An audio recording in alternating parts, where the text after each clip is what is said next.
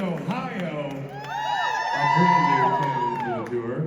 A big round of applause and a big Ohio welcome. OH! To Mr. Jensen Ackles and Misha Collins.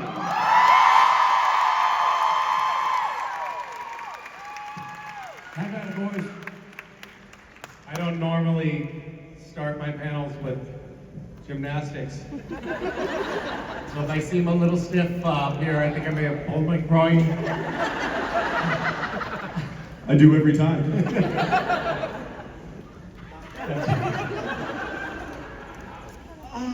How we doing, guys?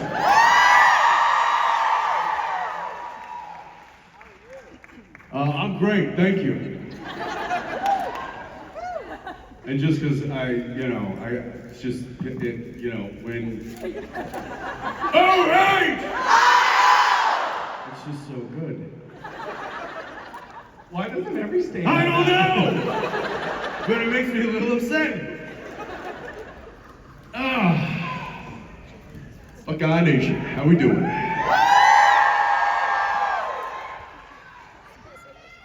No photos. And I love you. Thank you for a great weekend. We've been having some fun. I hope you guys have been having some fun. Can you believe this is Columbus, Ohio? This looks like New York City or Chicago, but more people and better people.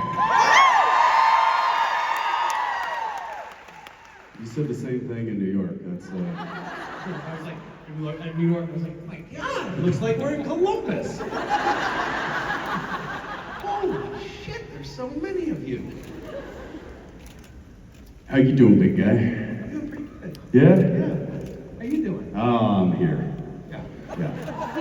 I'm here. How about what was that guy's name? Jeffrey Dean Morgan. That's what it is.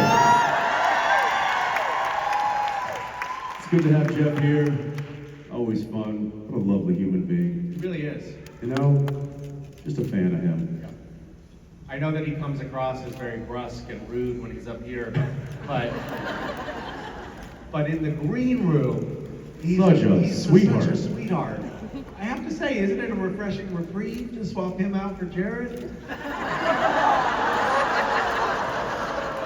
No, not in that way. Just in the sense that, like, in the green room, no one got broken this weekend. That's true. There's no wrestling Just matches. don't tell Jared I said that when you see him. We're live streaming right now. All right, let's get to it. Hope you got some questions. Which side do you want to start with? Okay, let's go there. Hi, my name is Judy. I'm from Akron. Hi, Judy, from Akron, Ohio. Yes. So first, I wanted to thank you guys for everything you've done. The show means a lot to me. I'm so sorry. So when I was going through my cancer treatments, I had to be isolated, and it was difficult to not have anyone around me. But I had the show, and that was a comfort to me. It got me through a lot, so thank you.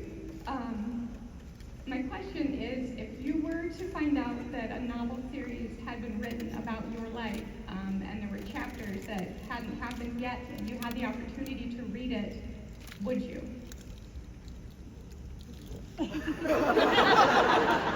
Starting out with an easy one. Judy, thank you. Just quick, were you going through your treatment during COVID? I was diagnosed in 2020, Yeah.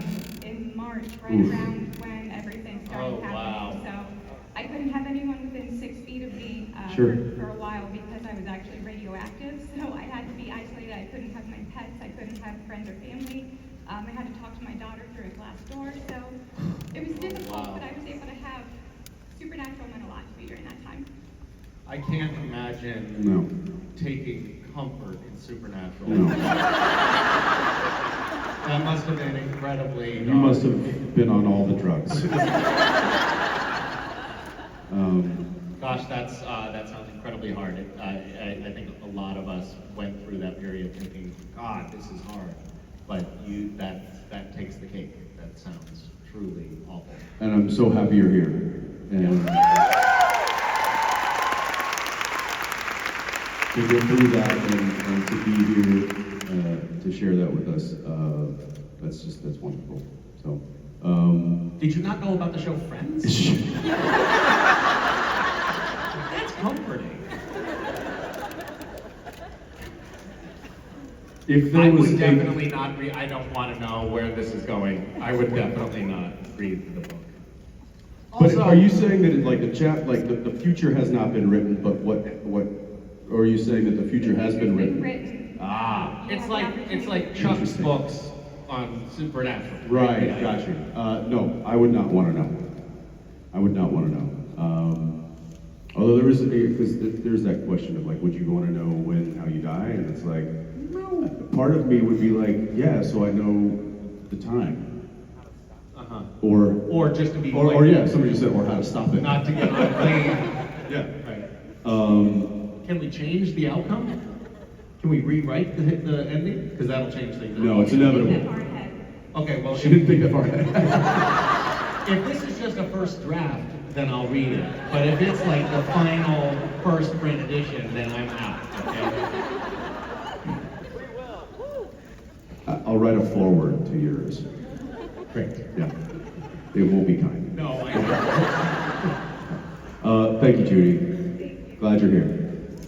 Hi. Hi, I'm Haley. I'm from Michigan, and being from Michigan. Whoa, whoa,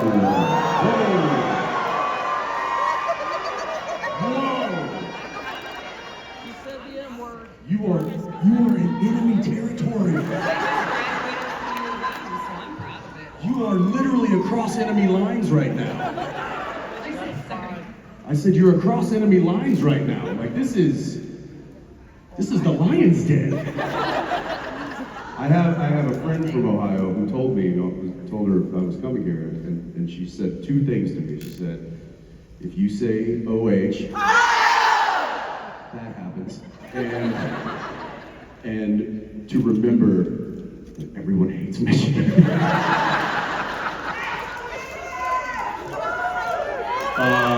Well, But we don't feel that way because we're no, not I from applaud Ohio, your courage. just so you know. And I will say that in this building, we are all family.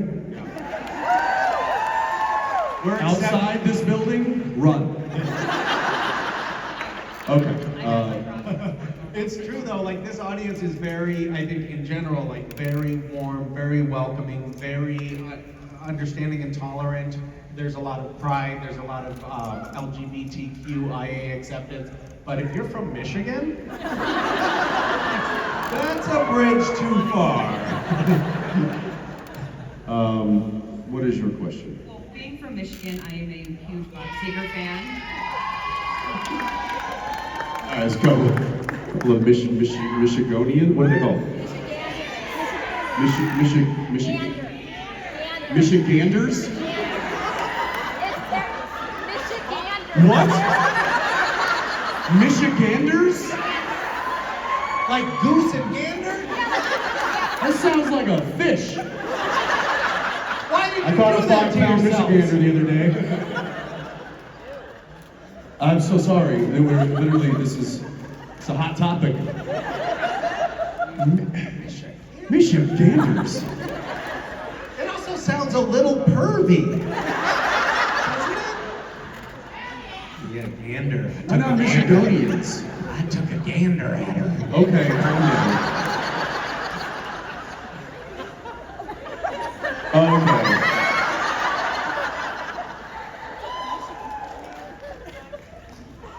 Let's try Take a this. gander Let's at that okay, one. all right. What is your question? She's just having regret at having come up to the microphone at this point. My question is mainly for Jensen, but both of you. Both of you can answer. Okay, thanks for that. I was wondering, do you have a favorite Bob Seger song? And Jensen, would you ever consider covering a Bob Seger song? I mean, right now. Yes, love Bob Seger. Favorite? Oof. Misha, you talk. I gotta. I can't come up with the name of a single Bob Seger song. I'm gonna go turn the page. Turn the page. Turn the page. Me too.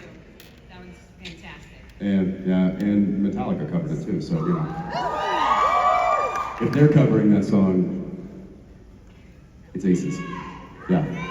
Sing it! Say no, I'm not gonna sing it. Dance Monkey! Yeah, dance, monkey.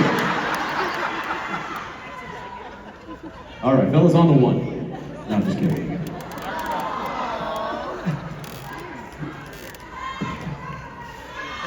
Wow, this is kind of a rough crowd. I know. Yeah. Take it off! Nobody said that, did they? No one wants to see that. Just don't take your shoes off. Jensen and I, and speaking of taking it off, just in the green room, we were both like, "Look at this! What's going on here? We gotta get this. Like, we're doing sit-ups this summer. We're working this out, and we are. We're gonna get fit as fiddles, and then we're gonna do a poster together. What?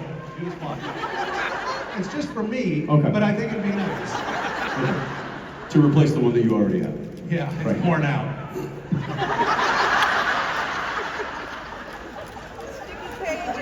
It's a little tired.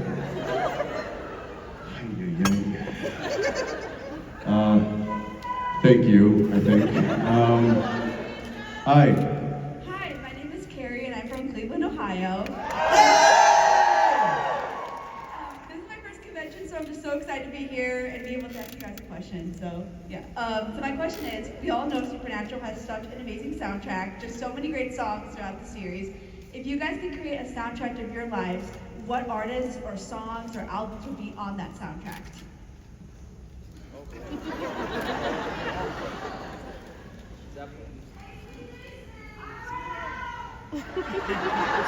Highway to Hell is a good one.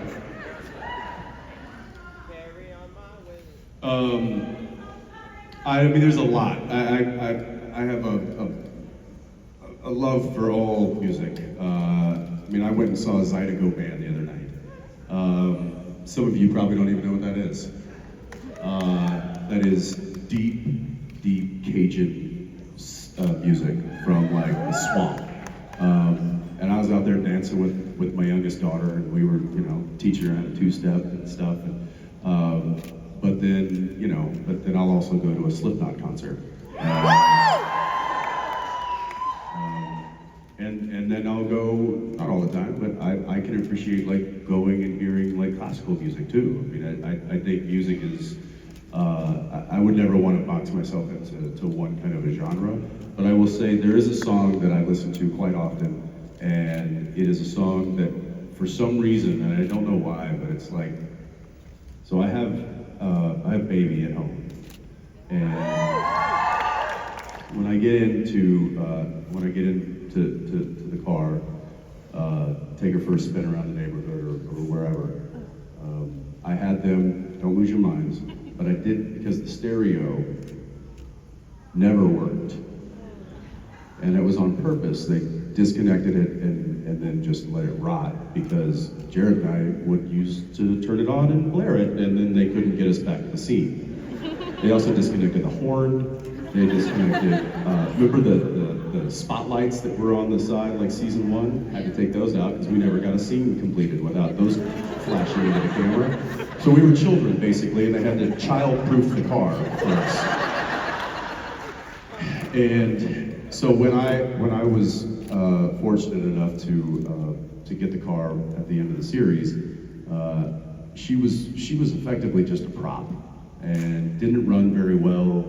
There was a lot of problems with the engine. There was lots of problems with a lot of the running systems within the automobile. So I sent it to a place that does that kind of work, and I said, make her safe enough for me to drive my kids around. And so they revamped the engine and they tuned it all up and they put in new brakes and they put in a whole bunch of stuff. And there were 2 things that I added. One of those things was air conditioning because Texas, and the other one was a way to play music. So they didn't change the dash. The radio is still there and it still doesn't work. But what they did was they put something in the glove box that's just a Bluetooth.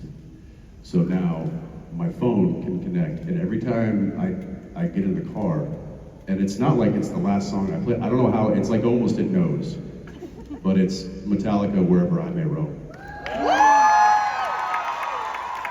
And I've just always thought that song was so appropriate, not only for the Winchesters, but it feels very appropriate for me personally, because we work all over the place, and it's wherever I may roam is home. So that's certainly a song that would be on my soundtrack of life. How's that for an answer, huh? Dig that sucker. What, call me maybe? Is that where we're going? Anything by Taylor Swift?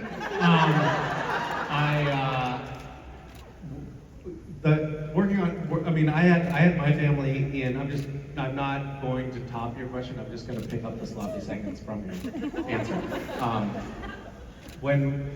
When I started working on Supernatural, we were trying to figure out with the family, like maybe they could stay in LA and I could go back and forth, and then we had conventions, and the kids were kind of traveling around with me most of the time, and some of the time not. And one day, Wes, my oldest, said, "Where's home?" And so I made him this little flag that said home on it. It was like different pieces of fabric sewn together. And we just brought that everywhere we went, and wherever that flag went was home. And it's actually true, you can kind of bring that with you if you have to, and that actually can feel kind of nice. Like being on the road can feel like home if you let it. But we had to do that for the kids, because Sure. otherwise they were just at sea. Yeah, we've moved quite a bit, Daniil and I, and I've always said, wherever you are, that'll be home. Because I'll have to go off and I'll have to do things, but wherever I come back to is going to be you and the kids. So wherever you guys are, that's home to me. And I think I actually told my kids that at one point. I was like, listen, wherever mom is, that's home. Mom equals home. Yeah, mom equals home. Well, what about you, Dad? I'm a Rolling Stone. Did they roll their eyes at you? I think that'll come in a couple of years when they realize what I said. Thank you. I would just say one more thing about music. When I was young, my parents separated when I was very little, and my dad always sang, and he had his guitar with him. I have these photos of me when I was just a toddler sleeping in my dad's guitar case. And there was nothing more comforting to me than the sound of my dad singing and playing his guitar. And even now, as a grown-up, sometimes, not a grown-up, as an advanced middle-aged man,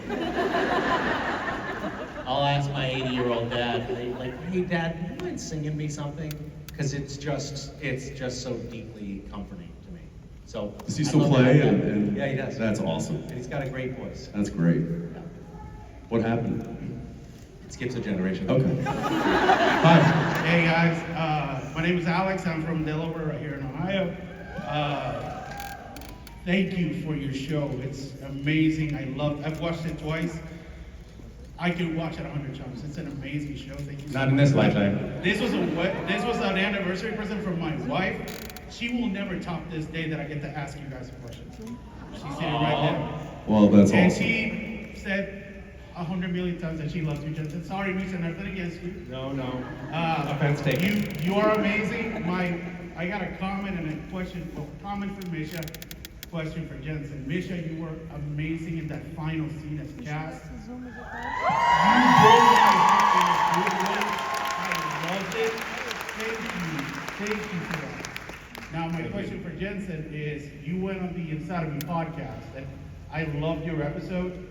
You said that when you found out about being dying, which we didn't like, or some of us didn't, you said it yourself, that you reached out to Crypty to kind of like get yourself into you had a hard time letting go of me. If you can and if you want, what did Crypty tell you?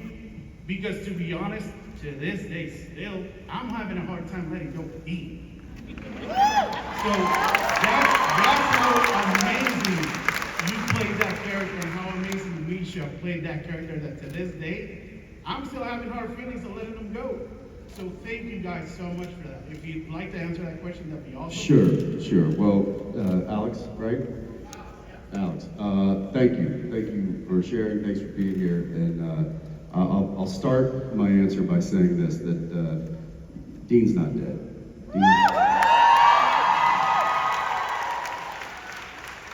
Dean's right here. He's right there. So we got brought. Jared and I actually got brought to LA, and we got sat down in the writer's office there in the production offices in Los Angeles, and which we had done for the first time in 15 years, because they were going to pitch us the end of the series. And we sat down and we said, okay, this is kind of the broad strokes of the season. And I was like, yeah, get to the end. And for some reason, I felt like one of the brothers was gonna have to go. And I had even had a dream about it, which I've shared multiple times, and some of you heard that story, but where it was Dean that was left alone. And he had to find a way to carry on, effectively. And so I wasn't prepared to hear that Dean was the one that was gonna go. And it took me back, it took me by surprise, and I was like, ooh, okay, all right, well, let me marinate on that a little bit, guys. Let me get back. And I got back home, and I was talking to my wife about it, and I was like, I don't know, it's not like what I was thinking. It's not what I was hoping. It's not kind of how I saw that story going. And she suggested, she's like, you should reach out to Eric, and you should talk to him and see what he thinks, because he's the guy who created it. And he's been away from it, so he can look at it kind of from a different perspective. So I called Eric up and I said, hey man, let me know when you got some time to talk. I want to bend your ear about something, which I do from time to time. That was not out of the ordinary. Crippy's been very much an amazing mentor to me in a variety of things.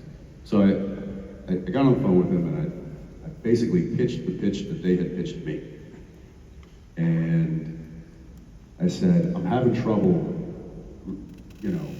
kind of accepting this story and this finality for Dean. I'm like, can you tell me what you think? And he said, let me think on this for a minute. I don't want to give you a knee-jerk reaction to what I think. Let me take some time, and I'll send you an email in a couple of days. And so he did. He was about to get on a plane, and I think he sat on that plane and thought about that situation and he sent me this beautifully crafted email, because he's an amazing writer. And Every even pithy response from him. Oh, even little text messages are just so crafty. Yeah. And he sent me this email and basically said that it was Dean that needed to go because he wouldn't be able to survive without Sam. And it would have been destructive. Dean would have probably gone into a dark place and drowned his sorrows with all the wrong things. And I think he's right. I think that was, Dean needed that connection. He needed those brothers in arms, and now he had lost Cass, he had lost, he was kind of, he relied on that camaraderie as something to fight for. Fighting for himself was not something that I think Dean necessarily ever thought he needed to do. He always fought for somebody else. And so, in order for the story to kind of go the way it did, it had to be Dean to let go. And it had to be him to be the one to hang it up and beg Sam to continue on, because Sam had the capacity to live his life as a way of honoring his brother. And I don't think that Dean would have been able to do that. I think Sam was a stronger character inherently than Dean was. I mean, it's the Luke Skywalker Han Solo situation, and so there was. I mean, I'm just doing a horrible job of telling you what Eric said, but he said it in such a beautiful way that I was like, that makes a lot more sense. And I thanked him, and I called up the dad and Bob Seger in LA, and I said, all right, let's rock and roll. Let's do it. And by the time we got to shoot that scene, I was fully on board with this being the hero moment that Dean had been living his whole life for. And he was doing it because he knew that it was time to let Sam live and continue on. And that was his wish, and it was time for him to go. And so, even though it was tough to watch and it was maybe tough to let go of him from a fan perspective and from my perspective, I believe it was the better way to go as far as the story goes. And it made good TV. You know, at the end of the day, it was compelling. It was a compelling story to watch, and it made people feel things. And at the end of the day, that's what we try to do. We get up there, we tell these stories, we play these characters because we hope to make you feel something.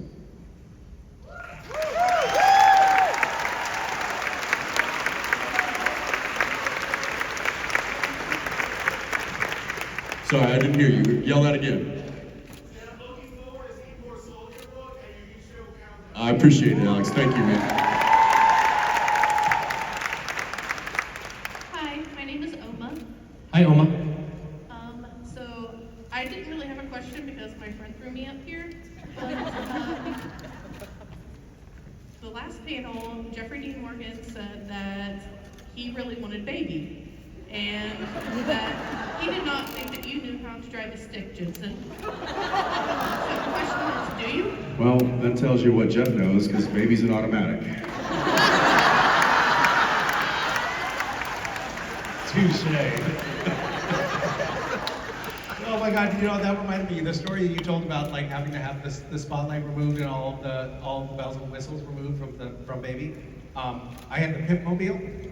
Do you remember that? Remember it had those hydraulics in it? And one day Jared was in the passenger seat in a scene, and the first AD came to the window and he was like, "Don't touch the buttons." And Jared just went like this.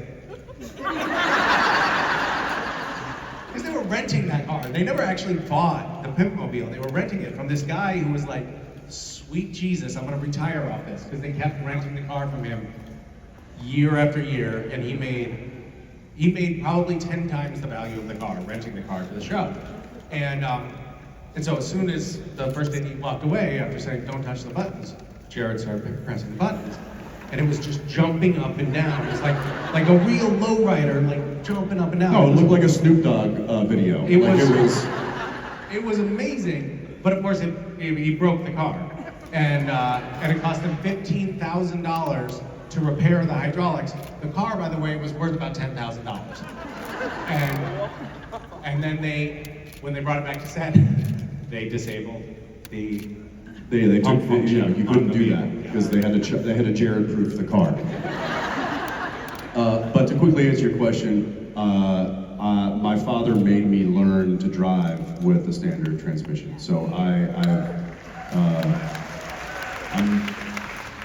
I'm just fine driving standard. Our kids aren't going to learn how to drive standard. They won't. Unless we get kids, an antique kids car. these days aren't even learning how to drive. Right. Period. They're like, well, just Uber. I know, it makes me sick. I was a big fan of standard transmission, and I always bought a standard transmission car, and then car manufacturers stopped making standard transmissions. Like a lot of cars, you can't buy standard anymore. No, it's only like, you know, You have to mostly go to like Europe. sports cars Right. or stuff like that. But it's, I had, in LA, I was on Days of Our Lives. Wow. So you're the people to watch that. Got it. And I was, you know, 19 years old, 20 years old or whatever, and I was like, oh, I am making some dough. I'm gonna give myself a toy. And I got a 1973 Ford Bronco. 4 on the floor. Big, like one of those giant, like, you know, gear shifts. and I drove that thing all over LA. And people were like, why are you driving this? I'm like, 'cause it's awesome. But I think that was probably the last standard transmission that I had. Jeff and I talked about in our meet and greet. I did go to Europe at one point. I was in Scotland, and I rented a car. And you can rent a standard there. And it happened to be, it was like a little Audi or something that was a standard transmission. The steering wheel's on the other side of the car, which means that now I'm shifting with my left hand, going through roundabouts, screaming like crazy.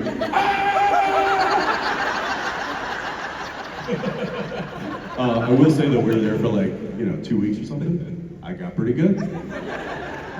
So I'm ambidextrous when it comes to standard transmissions, just so you know. Take that, Jeff. I was just in Norway. I'm not trying to brag, but I was just in Norway, and I rented a standard transmission car as well.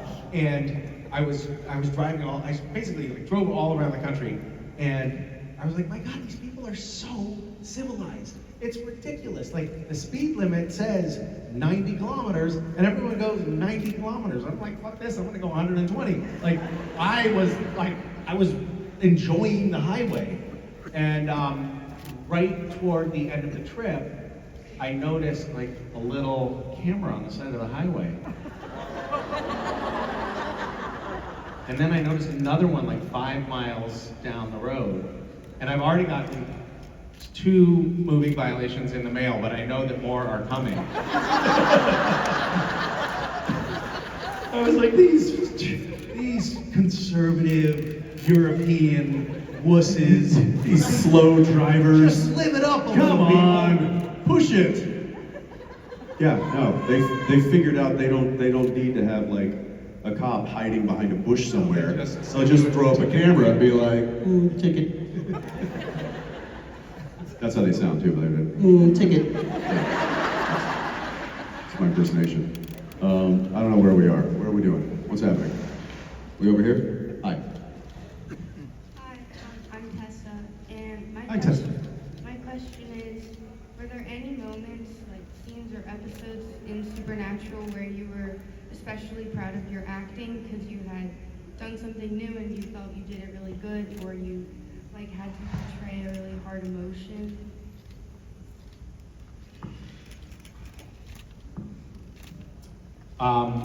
There was a scene, gosh, I don't remember what season it was. I want to say maybe season 8. It's when Sam is possessed by Gadriel. Season 9, I was really close. And Bob Seger was directing. You were back behind the monitors. And in this scene, Sam, who's now possessed as Gadriel, is coming up toward me. And Bob Seger, he was a big fan of like 1970s cinema. And there was this one shot that he really wanted to get, which was just me punching directly into the camera. And then Sam, as Gadriel, was gonna pass out. And this was like kind of just a cool moment of just being like in tune with the choreography of the moment. And so I threw the punch directly into the lens, and everyone behind Video Village, which is where they're watching on the monitors, where Jensen was and Bob Seger was, started laughing. And Jensen came out we were in the kitchen, we were shooting on location in the kitchen, and Jensen came out and said, "Misha, that was fucking hilarious." Oh, you weren't kidding. Because he registered the look on my face, and then he said, "Come here," and we went back to the monitors and they did the playback. And the idea was the fist goes right into the lens on the camera. And I did this.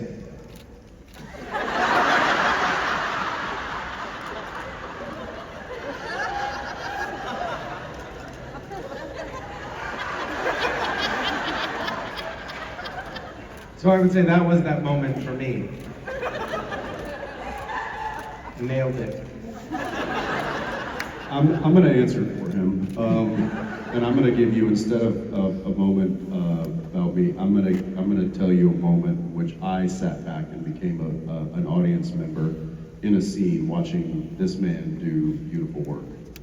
And there's many to choose from, but obviously the one that comes to mind the quickest is his death scene in the bunker. And I know it was something that he was struggling with. I know it was not an easy scene to perform, but to also digest personally, because it was his goodbye. And it was difficult for me, opposite him, watching him give such a great performance, to continue to stay in the character as Dean, because Jensen was watching this great performance from his friend, and also a character that he is so fond of, and I was very much taken out of the scene for me. Luckily, it was on his coverage, so you didn't see the Dean washing away and Jensen just going like. But and I had to remember, like, I need to give him, I need to stay in it for him, and he was so distractingly good in that moment that it made my job very difficult, because all I wanted to do was sit there and watch him perform, because he was doing such a bang-up job and in my mind, I was sitting there thinking that, it was like this flashback. They say that, like, when you're about to die, like, your life flashes before you. In my mind, I was flashing back to Lazarus Rising and seeing him walk through the barn with the sparks flying, and I was all of a sudden, like, all these clips in my mind of Castiel and walking into the lake, and like all of these things that are ingrained in my memory, and seeing this now character have to say goodbye, but also knowing that my friend was in there having to struggle with this as well. And I just thought he did such an artful job and such an incredibly nuanced performance in that moment that I was really proud. And you'll notice during that entire soliloquy I just gave, I can't even look at him. But I will say that's, instead of picking one that I was proud of for myself, I'm going to pick one that I was proud of for him, and that was that one.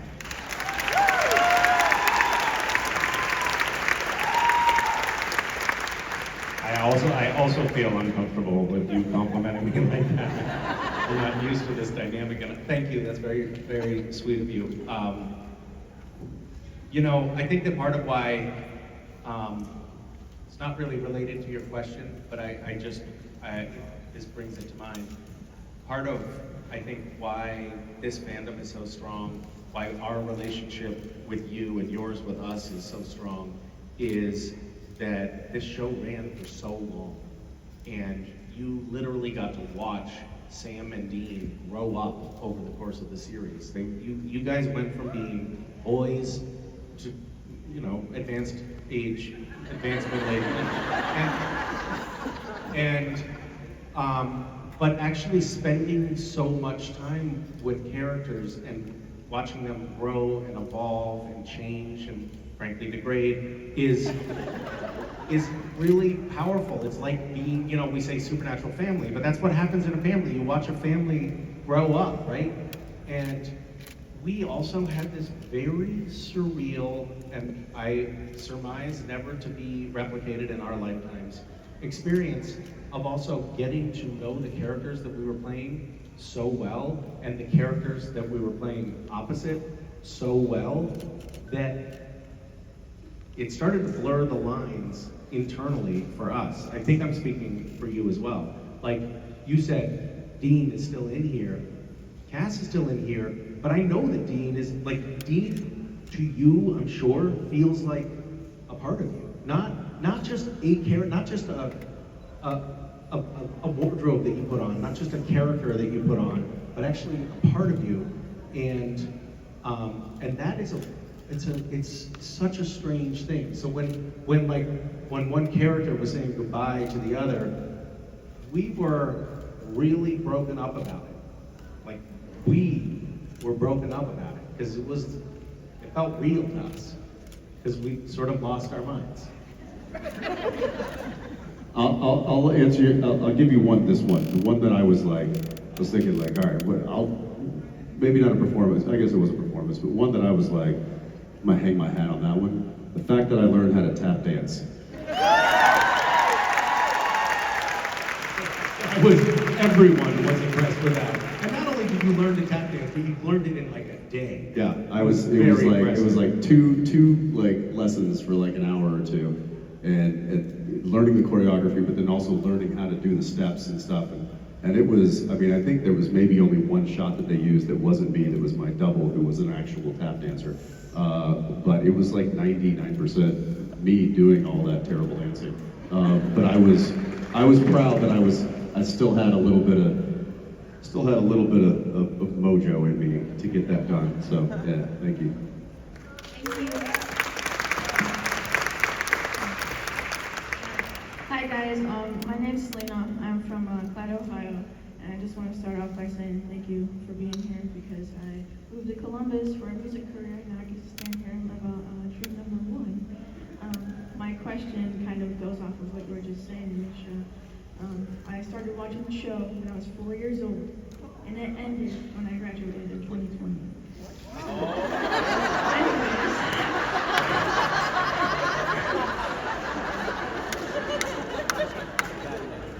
That being said, though, Not middle-aged, elderly men, I think is what. I've been waiting for this moment for 18 years now, so this means a lot. Did you have parents?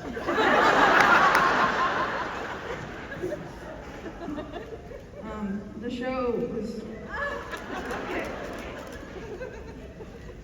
was a lot of things for me, and basically the thing that stuck with me the most throughout those 15 years of watching it was the value of family doesn't end with blood, and I guess I just really wanted to know what that meant to you guys personally. That we are all family. In your lives. Oh, in our real lives. In our real lives or in this world? Like any of the family values that were talked about or just shown in the show. Oh, I see what you're saying. You know, Yeah, I think that's a very easily adaptable, universal slogan. You know, they say that your family is the family you're born into and your friends are the family you choose.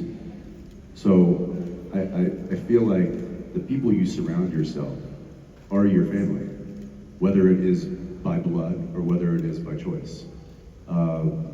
And you know, we genuinely do feel like family members. You know,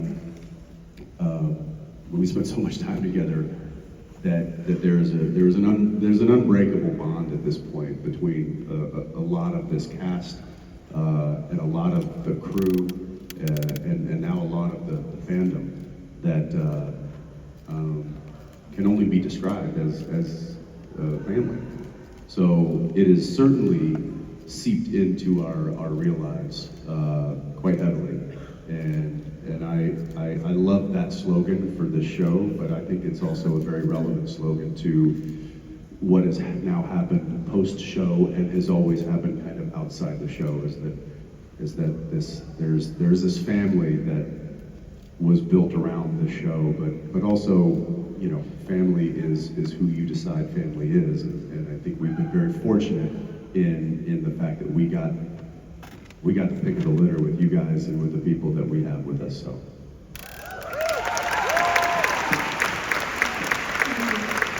Thank you. Hey guys, my name is Janelle, and my question's for Jensen. Sorry, Misha. Can you please tell us anything and everything you can about Countdown? Because I'm super, super excited about it. I'll take this one. Take this one. I can't, honestly, I wish I could tell you, and this isn't like you know, they've sworn me to secrecy or anything. I've only read one script, and it was an early draft, and I know that Derek is very rigorously finishing some other scripts, and then he's going to go back and start doctoring some of the newer scripts and getting the whole team together. So I have a very loose idea I have a broad stroke kind of idea of what's going to happen in the new show, but I have a better idea of kind of where this character is coming from. I don't necessarily know where he's going and how he's going to get there, which is one of the reasons why I love doing the serial shows instead of movies. Not that I don't do movies, but with a movie there's a beginning, middle, and end. It's right there in the script. When you're doing a series, you don't know where that train's in. You don't know where that train's going to go, and it could go anywhere. And a lot of times, really good writers will pay attention to what's happening in the early episodes, and they will write to the chemistry or write to the strength of the writer or of the actor, and so it can kind of direct the storyline in a way that maybe was unbeknownst to them in the beginning. And so I love that ride and that journey that I get to go on just slightly before the audience gets to go on it. As far as Countdown goes, it's it's this kind of like unique special task force that gets put together by like this secret government agency, and we're off the books and a black ops kind of a thing, and we're going after big bad guys internationally. So it's going to be action packed. It's going to be a lot of the movies that I love watching, Sicario and Heat and heist movies and things like that. A lot of that going on. But there's also some underlying character things that happen that might make it difficult for some of these characters to perform the way they want to, and I think that's going to make it really, really interesting. So I'm excited about it. Start filming in a couple of months, and I'm excited to share more with you when I can.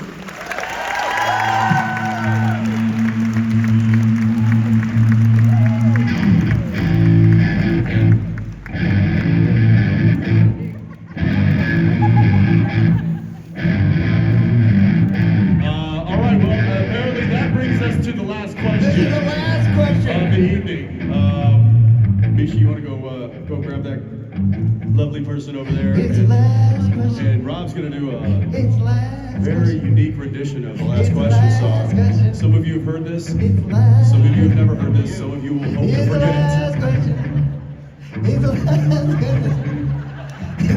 I don't know what the hell you're doing, bro. Okay, it's the last question. Okay, it's the last question. We're gonna really give it 100%. Are we just going to do it? Here we go. Oh, God, here we go. Okay. It's the last question. It's the last question! It's the last question! It's the very last question! It's the last question!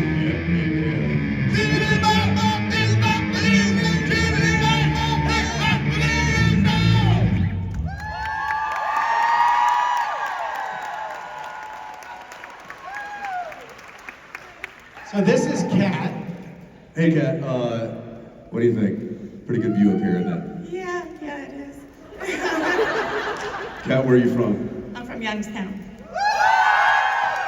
And that's in OH?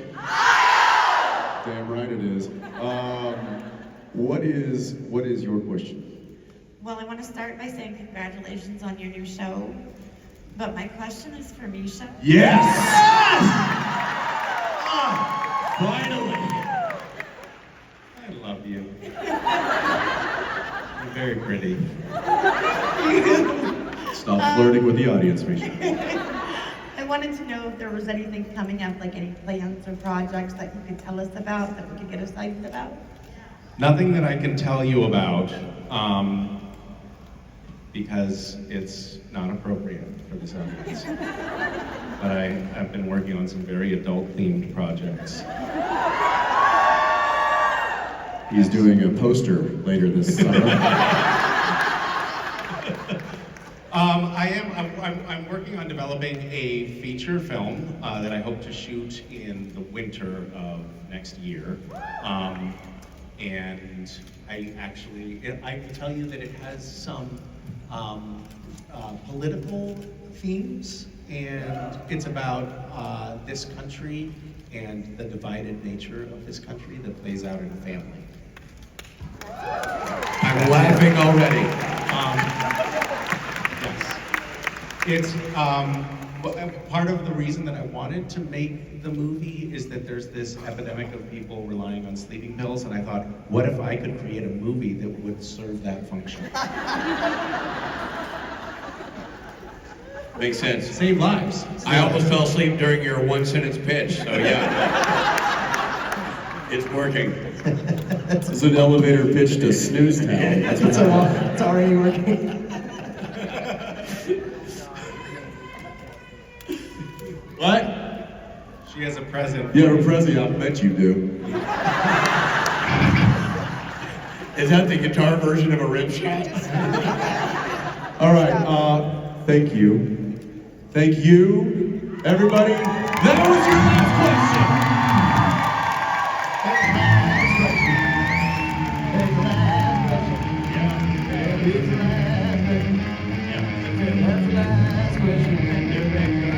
That was the very last question. It was the last question. That was the last question. Yeah. It was the last question. Love it so. It was the very last question. It was the last question. Love it,